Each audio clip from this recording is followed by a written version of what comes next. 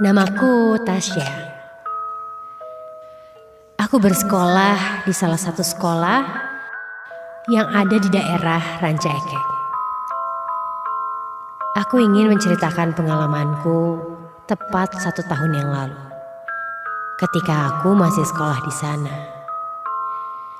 Jujur, saat itu aku adalah siswi yang lumayan terkenal di sekolahku.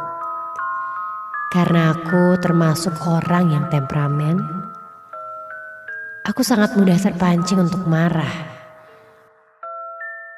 sehingga kemudian membuat masalah. Waktu itu pernah, aku dengan teman-temanku sedang mengadakan acara. Aku adalah ketua salah satu divisi dari acara tersebut.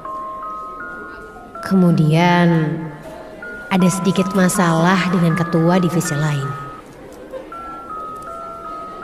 Saat itu kami langsung membicarakan masalah kami di kantin sekolah.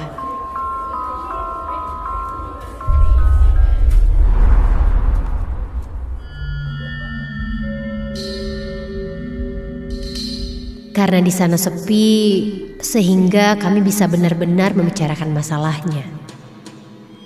Kemudian setelah berbicara beberapa lama, tidak ada dari kami yang ingin mengalah.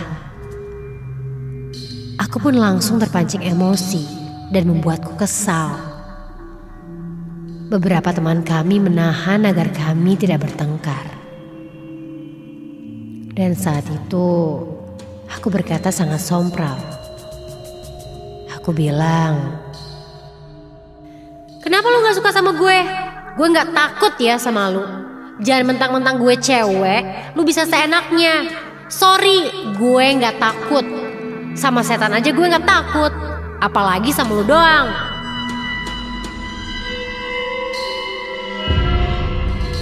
Aku benar-benar kesal saat itu. Setelah itu, teman-temanku menenangkanku dan membawaku ke dalam kelas untuk memisahkan agar aku tidak emosi. Kemudian ketika sedang di kelas, temanku mengingatkanku supaya tidak berbicara seperti itu. Karena takut ada makhluk yang tersinggung katanya. Apaan sih?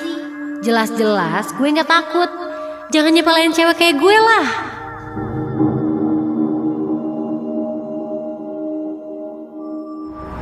Ya, itu jawabanku atas ketakutan temanku. Kemudian temanku hanya diam. Dan aku pun menyesal mengatakan itu.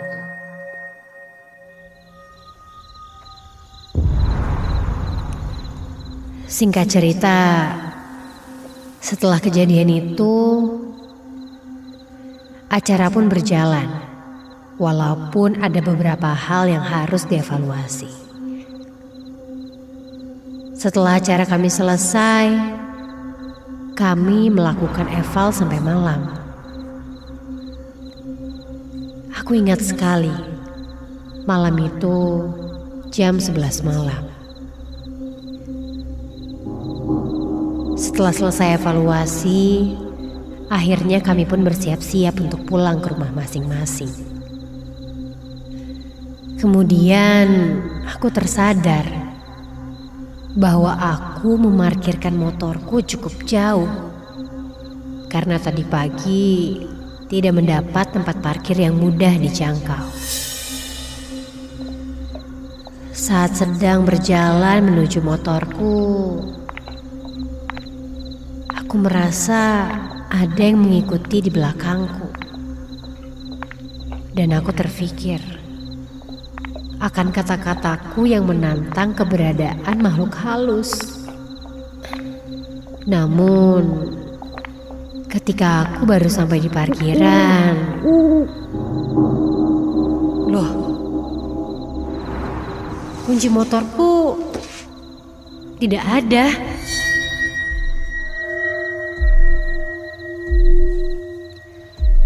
Awalnya aku bingung karena aku merasa kunci motorku sudah ada di saku tasku.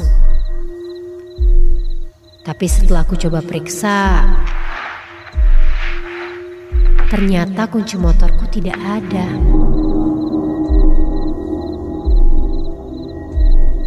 Apa mungkin terjatuh ya di kantin saat aku bertengkar tadi?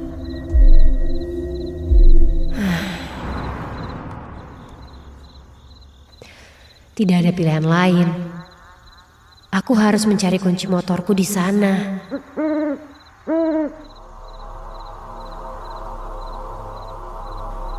Akhirnya aku kembali ke kantin. Sebenarnya aku merasakan ada sesuatu yang janggal. Tapi aku harus tetap kembali ke sana. Daripada aku tidak bisa pulang. Sampai tiba-tiba aku seperti melihat ada bayangan yang lewat ketika sedang berjalan di lorong menuju kantin.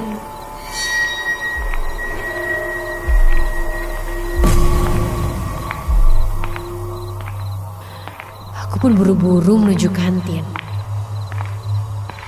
Kemudian ketika aku sampai di kantin, aku mencari di mana kunci motorku. Tiba-tiba lampu kantin seperti akan mati. Aku langsung ketakutan.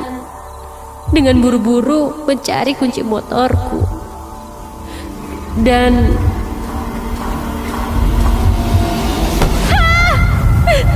tiba-tiba aku merasa ada yang melempar sesuatu ke arahku. Namun saat aku menengok,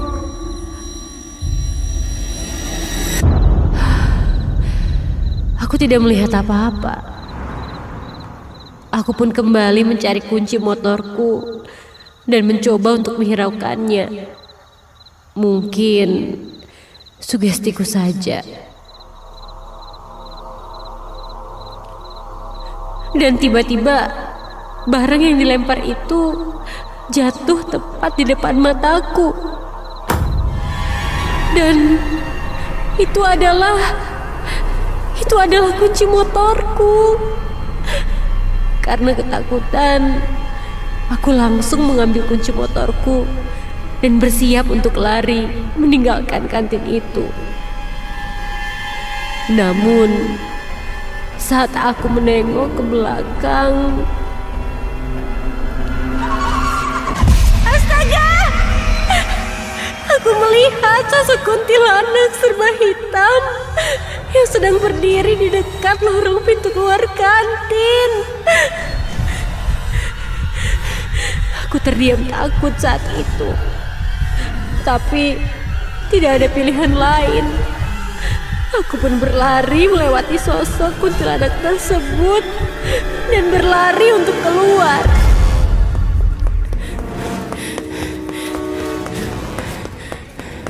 Dan setelah cukup jauh ku berlari, astaga! Kini kulihat sosok itu sudah menungguku di parkiran. Dan kali ini tiba-tiba dia menengok ke arahku. Aku terdiam kaku, tak bisa bergerak. Aku melihat tatapan yang sangat tajam dan dia seperti melotot dendam ke arahku. Aku pun langsung menutup mataku karena ketakutan. Maaf. Aku bingung harus berbuat apa. Aku pun meminta maaf jika perkataanku sebelumnya sudah membuat kuntilanak itu marah. Sampai ketika tiba-tiba suasana pun hening. Aku membuka mataku.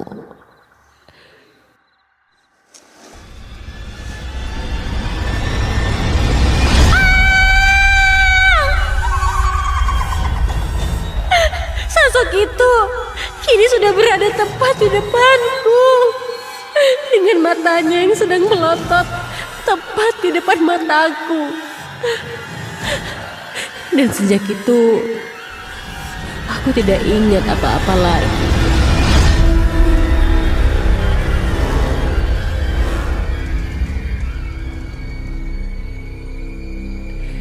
Ketika tersadar, saat itu aku sudah berada di pos satpam. Pak Satpam menceritakan bahwa tadi dia menemukanku pingsan di parkiran. Selama beberapa waktu, aku masih sering menemui kuntilanak itu di dalam mimpiku. Sampai akhirnya aku sadar. Aku tidak boleh sompral lagi. Aku tidak boleh berbicara seenaknya. Apalagi sampai meremehkan keberadaan makhluk lain.